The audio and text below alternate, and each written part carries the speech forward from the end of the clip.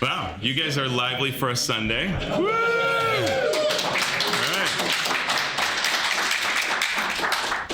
It has been so good to see you guys. I haven't seen everybody that I see here, but I've seen a lot of you around the con, which is awesome. One of the reasons I love Gamehole. Thank you for being a part of our community. There's probably someone in here who's like, what's Mastering Dungeons? Thank you. Yeah, well, we're still trying to find out. Mastering Dungeons is the number 1.5 podcast in all the realms. All the realms. All the realms. I'm Shawn Merwin. This is my co-host, Teos. Welcome to this live recording of Mastering Dungeons.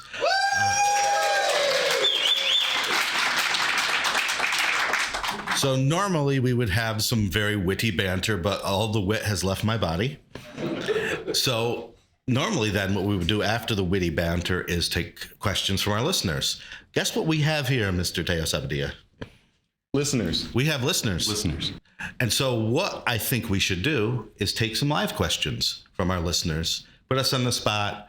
If you have a question for us, raise your hand and let us know what you would like to ask.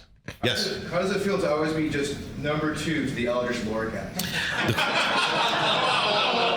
The question was, what was it like? And since I am on that podcast, Teos, what does it feel like? Man. What's the Eldritch Lorecast? Oh, wow. Yeah. No, you know, I love watching the Eldritch Lorecast because it is such a different vibe. And I often watch it on the treadmill and then try not to laugh off the treadmill, you know, like where you don't pay attention to what's underneath you. I like that we're different. How does it feel to be number 2? You know, we're also number 2 to like Mike Shea's podcast and to a lot of good things. And so whenever something is great and I am less than that, I'm totally okay with that. Yeah, absolutely. Absolutely. I love it as well. Yes, right here. What did you see this week that piqued your interest, that you're taking home with you, that maybe surprised and delighted or dismayed you? Okay, the question was, in case we didn't pick it up, what did we see this weekend that surprised us, delighted us? You want to take that first? Sure. So I played the One Ring 3 times, 2.5 times. And I really am filled with excitement over sort of how they do these journeys and how they do roles in various parts of the game and combat and other areas. I think that's really fertile ground for my brain to just start processing. So I'm excited to do a campaign. I'm excited to actually read the rule books rather than just play it. Yeah, that's got me really excited. What got me excited was playing the AD&D 1 hour 50th anniversary game, reminding me that while that game wasn't perfect, no game is perfect. And what that game did for the industry, for its players for the last 50 years is amazing because there was nothing else like it. And while we might not use that technology, the heart of the game was there and is still here. And if we can keep capturing that, and no matter what game we make, whether it's a high rules dense game or just a fun storytelling game, to keep that heart captured is so important. And we like talking about that kind of game side of things, but there's also the kind of industry side of things. And on that side, I was part of a POC dinner and then a POC mixer event, and seeing all of these, many of them are newer creators who are coming into the space and bringing in different ideas and perspectives. That was really good. And it's really nice because you start out and you're all kind of looking at each other and you start trading stories and you realize how universal all of our concerns and worries are as creators. And some of the opportunities that they're exploring, that was super, super cool. I can't share any of the details, but there was some really neat stuff being talked about that to me are just it's like a flag in the sand of, in this moment, this thing could kind of be created. And so I'm excited for where that can go. And the 50th anniversary gave us the impetus to do the history of all the editions and all the different versions of the game. And some of the stories that came out of there were both revelatory and fun and terrifying. And it shows you the diverse history of this game, where it has come through, some of the tragedies it's come through, but the joys that it's also brought. So it was a good history topic as the 50th. Any other questions? Yes. I'm going to follow up on your story about first edition or whatnot. What's something from a previous edition of D&D mechanically that you'd like to see come back into fifth? It depends on the game. One of the things I'd like to see come back is a little more tension in the game, a little more. We've come to the point now where we sort of know and expect, in D&D particularly, that we're safe. We're safe here. We're safe now. And playing that AD&D game, it brought back that tension that I felt as a 12-year-old playing, where every decision I make, this could be the last decision for this character. And we've sort of lost that for good reasons. But and there are games that do that. But for D&D itself, to be able to capture that tension without the controversy of, I just lost this character that I've been playing for 20 years, and now I'll never be able to play it again. It's that tension that sometimes is fun. Yeah, I do have a binder of all my old characters from way back in the day, and it's interesting because it's, of course, a trapper keeper as required by law, and it's like this thick, right? I don't know what's that, 3.5 inches, 4 inches, something like that. And one half of it is the characters that were still alive, and one half are the characters that died, and it's equal sizes, right? And if I look at like my 5th edition characters or my 4th edition characters, they're almost all alive, right? The number of characters that died in organized play and home campaigns, whatever, it's really small. I still have managed to TPK parties a lot and kill characters a lot, so I'm apparently that kind of DM. True. But thank you, Graham. But my personal, like my characters just, they don't suffer peril, right? And that's a different type of a thing, which I think is okay if the story empowers us to have still great conflict, great dramatic conflict. And you don't necessarily have to die because you keep telling your story. Like, I've said on the podcast, my experience with Blade Runner, and what I did in my Blade Runner game to change from the rules is to remove these crits that just out of nowhere wipe out a character, right? Just, oh, sorry, you just died. Like a guy punched you and shattered everything somehow. And for a game that's supposed to be about your evolution of how you look at what it means to be human, boy, is that like cold water, right? And so I wanted that to be actually removing it allows for the drama. So it depends. But my answer to the question of what I would pull in from previous editions is words that aren't capitalized.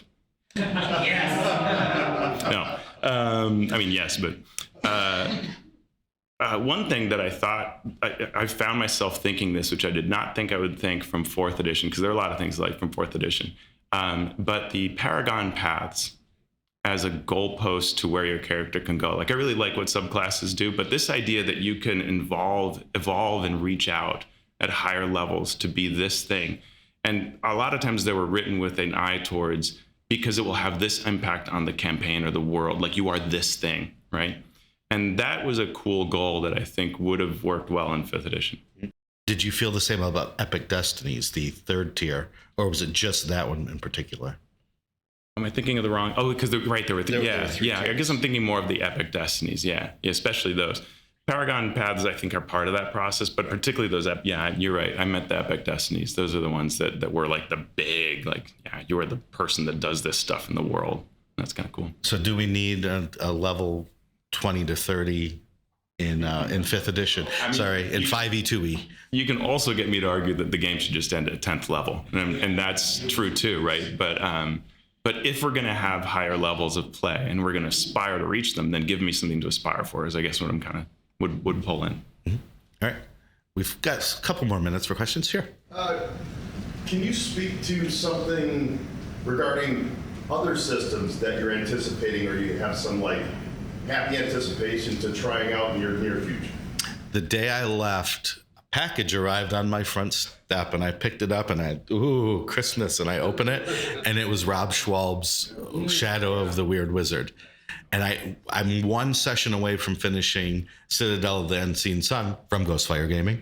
And so what am I going to run next? And that showed up as if an omen that I need to run this. If I can convince my players, they played with Rob Schwalb at a convention many years ago. And they're horrible people.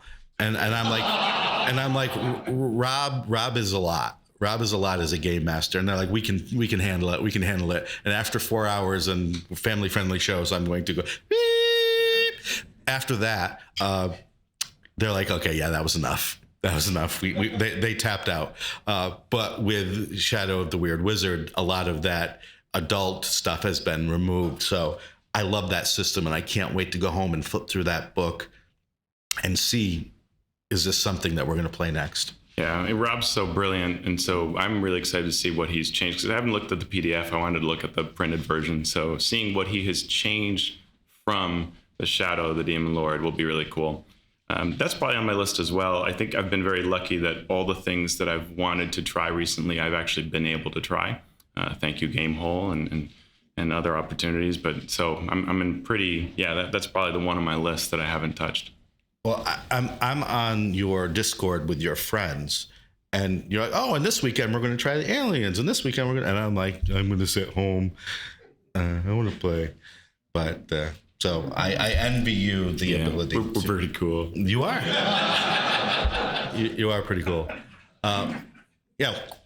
Over the past couple of years, what games have you seen that have influenced you, that you found interesting, or for your design and for the show, and just in general? To be honest, And mechanics. Sorry, that's really what. yeah. To be honest, I've wanted simpler games. I've wanted to go in the direction of, can we tell stories more simply and still have some mechanical fun? And what got my attention, it's been a couple of years now, but it's Gloomhaven. It's not a role-playing game. It's a board game that could be a role-playing game with just a little tweak. And then they did a role-playing game version that didn't seem to explode like I thought maybe it could. But I love the mechanic. If you're not familiar with it, it's more of a board game, and you draw 2 cards. The top is things you can do, more of attacks. The bottom is more movement or special things your character can do. And then you have to use one from the top, but the bottom from the other. And so you have to figure out sort of on the fly what's the best way to do this and strategize. And I just like that, the simplicity of that. I would love to see that in a really quick role-playing game. I can't even separate all the influences, honestly. Like, I feel like there has been so much coming out. I haven't been able to properly file it away. And yesterday I was playing Magnus Archives from Monty Cook Games, and it was my second Cypher system at the game. The other one was Travis Woodall, I have to mention, ran this absurd game where we were in San Dimas, and Bill and Ted had gone to get Napoleon, and we were the other famous figures from history left alone in the mall. Right? Brilliant. And he's such a great guy. He gave us guitar picks to represent the points we could spend. It was so good. But in playing, I found myself, playing Cypher System, playing the various Free League games. I feel like we're really close to sort of some game will come out that's really going to hit a sweet spot of how you tell stories and still have this mechanical piece. I feel like we are circling really close to some game's going to come out that's going to nail it in a really great way, because so many people are trying to do that, right? They're trying to combine the pleasing crunch and the story part, and I feel like we're getting really close, and that's exciting. Yeah, over the last 2 years, just people have come up to me, people I know, and said, yeah, I just made this. Can you take a look at it? You want it? Ethan, last year, handed me Fetch My Blade. I'm going to start using that in my class to teach people small indie games, storytelling games. Andy Demps handed me a 1-page adventure, layout beautiful, loved it. We have 100 Dungeons from Graham come out. So all of these people making these new things, I don't have enough time in the whole world to see them all, but I want to see them all and how you can use them. Yeah, this is a really good time, which is interesting because we had an OGL panel we did yesterday. I don't know, at some point. Thank you for grounding my sense of time. And one of the things I found myself thinking about is when I was during 4th edition, I kind of said, I was thinking to myself, I'm so glad there isn't an OGL, because all these varied games are actually showing up because people aren't just making D20 stuff. And I feel like now we can have our cake and eat it too. Like a lot of people are making 5e, but also doing other stuff. And that's really, really sweet. We'll get to some news. Yes. Is there news? There is news. I got some news. Okay, hit me some with some Yeah. news. So, I mean, the Dungeon Master's Guide is starting to make it out. Like, I think I was packing my bag and I'm looking at my feed. And I'm like, oh, we can now talk about it if we were on the list of people who got it. And so I can tell you guys, I have the Dungeon Master's Guide in digital form and I've been looking at it and it's really, really good. But there are also other people, the Gizmodos and the Polygons. We've got links in our show notes. They've been talking about it too. But it is really good. And I was able to see Chris Perkins at his signing event, one of the rare places where you can capture a live Chris Perkins.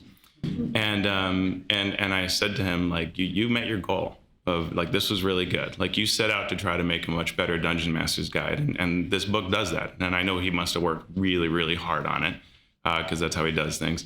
It is really, really good. And it's like the Player's Handbook. It has those sort of numbered sidebar things that are really cool, but for the DM now, to tell you what you're doing. And that's really nice. It has a really nice intro section. It's much better at telling you, hey, let's know how to run a game first.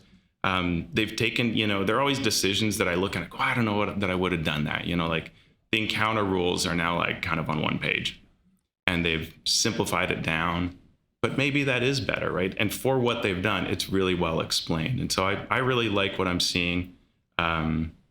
Yeah, I can't say whether or not I have seen the Dungeon Master's Guide because I'm not an influencer, but that was a term of endearment, really. But I like what Teos said in that they're trying to make new game masters comfortable running the game. And I like that. I like that they don't try to make you an expert, get you walking first before you run. And also, I hope this shows a openness from Wizards to let the creators out there using the open gaming license, which is now in the CC, do those things for them. And so you can not explain everything you need to about monster design when there's a book like, I don't know, Forge of Foes there that you can use to do so. And Mike throws horns in the back. And I'd like to see that. I'd like them to really nail down what the game is expected to do and then let other people grow from there. Yeah, really love it. One of the things that came up in a video that, they're doing these video previews we've been talking about, and we've been talking about Greyhawk, which we are super, super fans of. And it's interesting, we had sort of laughed about how many pages will actually be in the DMG. And I think it's 28, though they said on a different number at some point, but I thought I counted 28. It's something like that. And it's kind of the approach that we'd heard, like they start really focused on Greyhawk City. And then they, and the idea is, hey, if you wanted to run a home campaign, here's an example of how you might go about it, right? You'd write down some stuff, enough information, a few pages on this city, and you could run some urban adventures. And you can use the adventures that are in the DMG as example adventures and the example maps to sort of run that. And then you want to go beyond the city. So here's some rough ideas. And if you saw like Rime of the Frost Maiden, you can kind of think of like this idea, like now you venture outwards, here's what's going on. And then they'd have the glossography, but unlike the glossography we reviewed, they don't go nation by nation. They just sort of say like the northeast section and the central section of the Flenace. And they just broadly describe it. Like there's literally a table that tells you like, oh, Jeff, Keelan, whatever. But it's just the larger themes that are being provided. It's that kind of sketch approach that many of us might take when we're fashioning our own world. And there's positives and minuses to that, but and certainly if you're a Greyhawk fan, you might want it all. Yeah. There's material out there already that you can go into. Right. That's one of the joys of the DMsGuild is getting that old material, not necessarily the new material. And I think from what I've heard that this Greyhawk section, like I said with the other stuff, teaches you the basics. You want to build a world, start with a city and then work your way out from there. And this is how it's been done in the past. you can do it. And then that leads into the adventure creation sections that I've seen little bits of, where they give you like a 1-page adventure outline, which teaches you how to do that. So it's run the game, build your world, run adventures in that world. And it spells it out pretty nicely. And if you're a Greyhawk fan, you might want to know, where are we in the year of the setting? And so the year is 576 CY, which is the time of the World of Greyhawk fantasy setting, not the Living Greyhawk LGCS that we talked about on the show. So they've actually gone back in time, which has its pluses and minuses, because there's a lot of really neat stuff that, like we were talking about on the podcast, and those people, like those rulers aren't even alive now, right? They're not yet there. And so they've changed that. I think probably because in the videos they talk about going back to the original folio as their source. So I think they really just went back to that material. And so you get things like the gods are in a table, and just a lot of summarized high-level things, more like what Gary created back then, and then we worked off of, right? But that's an interesting choice. Mm-hmm. And they also said, we've put Greyhawk out, and now you can too. So Greyhawk will be available as IP to work on the DMsGuild, which I think is maybe good news for a lot of people who may have done Greyhawk work in the past, like mapping Greyhawk. There's some stuff in the making. For sure. So congratulations, and go to it. If you have worked in Greyhawk before, all of that work you've done can now be brought to fruition on the guild. One of the things that came up in the interviews was a little piece about how this is Chris Perkins' last book. And so we thought, And I've always had the impression, whether it's right or wrong, that like Chris sometimes looks like he would like a different challenge. And so I thought, well, maybe he's just retiring, like he's done, right? But I was able to talk to him and talk to other folks and say, okay, is Chris gone? Is he retiring? Is he, heading off into the sunset? No. This is what they conceive of as being his last book that he will directly write, right? So the Dungeon Master's Guide. And he talks about putting a lot of effort into the book specifically because of that, sort of like his last gift out there, right? But what he is now changing to be is the creative director that will work on larger sort of media visions of D&D. So if there were a second movie, if those TV shows move forward, if some new video game would come in, he would be the person who would architect what that should cover and entail, and then work with the rest of the team to supply that information to those groups. And to show the difference between Teos and I, Chris stepped onto an elevator that I was on, and hey, how's it going? Good. Hey, what you working on? Yeah. And then I'm like, I should ask him. I'm not going to ask him. And then I read the show notes, and Teos did. I mean, you got to do what you got to do. You're just a braver man. There are a lot of people. For example, I played One Ring last night with a listener who came through us through Mike Shea. Thanks, Mike. And he said that what he does every year is sort of try to give Chris at a signing something uncomfortable. So he had him sign Vassin books. And apparently, he also says, this is my best friend ever. Like, we were best friends. And so Chris now knows him and like looks forward to seeing what shenanigans will come up at the signing. So we were laughing about, bring a Pathfinder book next time. And I said, no, don't do that. Don't do that. There is a line. There's a line you should not cross. Now it's time for a Creative Corner. It is. Creator Corner. Let's talk about Trail of Cthulhu 2nd Edition on BackerKit. Pelgrane Press obviously put out Trail of Cthulhu a while ago using the gumshoe system to give you your Cthulhu fix. And now they are bringing it to a new edition. It's not on Kickstarter, it's on BackerKit. You can download a PDF of the updated quick start rules to get a view of Gumshoe's system. How many people out there have played Call of Cthulhu? Lots. How many people have played Trail of Cthulhu?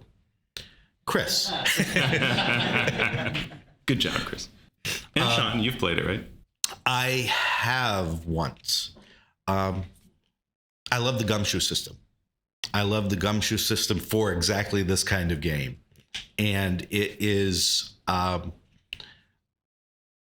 Call of Cthulhu's been around a long time. great game, probably the third most popular game out there after D&D and Pathfinder. I love Trail of Cthulhu. If you have a fix for a Cthulhu game and want a system that sort of gamifies investigation, maybe a little better than the original rules, I would strongly suggest that game. Yeah, I'm a huge fan of Night's Black Agents, and one of the things they said in their write-up was sort of learning from their other Gumshoe games and bringing that into the system you use for Trail of Cthulhu. So I've already backed this. I'm excited to try it too, because I love Call of Cthulhu one-shots at cons, because usually the DMs are just incredible. But I don't love feeling like my 50% chance to succeed is incredibly high compared to everything else in my character sheet, and then I fail anyway, and I'm like, how am I stopping this ritual? Like, this doesn't, yeah. So I am excited about using a different system for it, because I love those stories and experiences. Mm-hmm. Other news. We've mentioned 100 Dungeons before. We're going to mention 100 Dungeons again in a little more detail. Yeah, so Graham Ward, who's in this room, has created a sword and sorcery hack version of 5e, but it's got a lot of it. He's calling it even a version of 5e. I don't know if it's a lot more than that. Yeah, and he just made one of those faces that, it's a bit of this, a bit of that. It brings a focus. It has a focus on bringing exploration and social interaction back to the fore. And it's a nice melding of old and new school elements. It's a 304-page product, Graham, as an alpha release. Well done. He does say that a lot of that is the spells, but it's really cool, and you can pay what you want. So I know a lot of us on the Discord have already picked it up in the Patreon Discord, but it's really, really worth checking out. And then you can give feedback to Graham so that it ends up being just completely incredible. Mm-hmm. And it's on Drive-Thru RPG right now, so just go to our Drive-Thru and look for 100 Dungeons. And there's this little Kickstarter we've sort of been pitching for Ghostfire Gaming called Grim Hollow Transformed. We've probably got a week and a half left, give or take. You've probably heard me talk about it before. I've been on some streams. I've talked about it on the show. But if you are into your dark fantasy and want lots of new rules and want to make me work even harder, which I'd love, you can back that. Link in the show notes. Grim Hollow Transformed.